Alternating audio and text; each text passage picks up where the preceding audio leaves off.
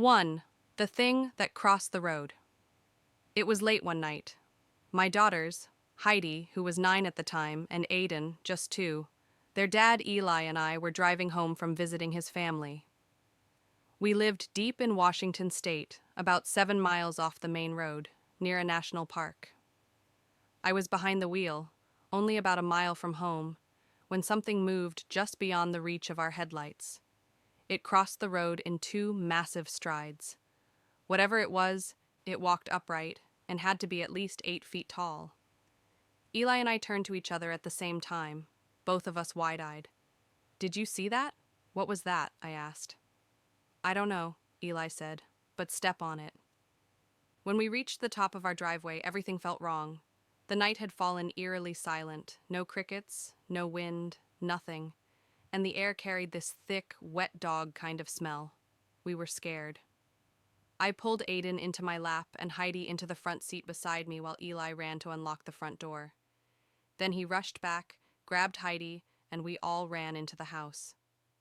We sat up for hours, trying to make sense of what we'd seen. But deep down, we knew something wasn't right. 2. The unseen visitor.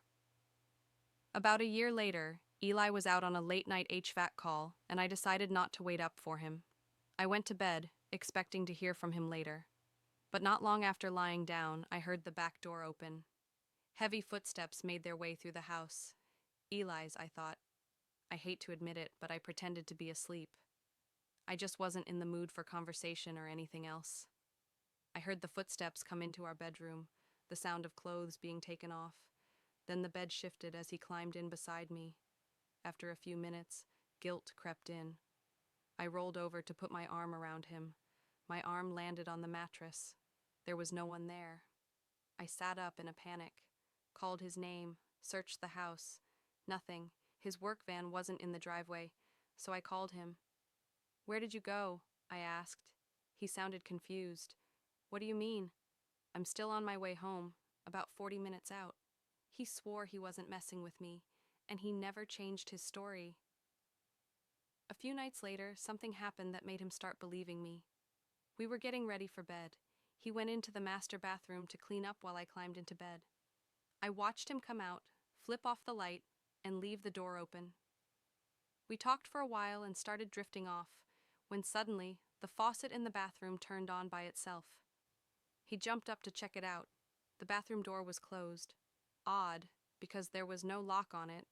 He had to go outside and climb through the window just to get in. Inside, the light was on and the water was running. He turned it off and walked right out of the door. No problem.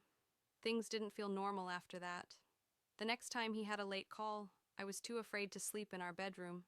I camped out on the couch instead. Sometime in the night, I woke up facing the back of the couch. I didn't hear anything at first, but I felt it.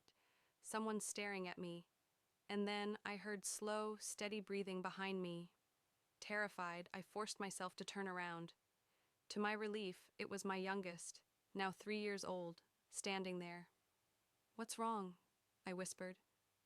She looked at me and asked, "Why are you sleeping on the couch?" I didn't answer.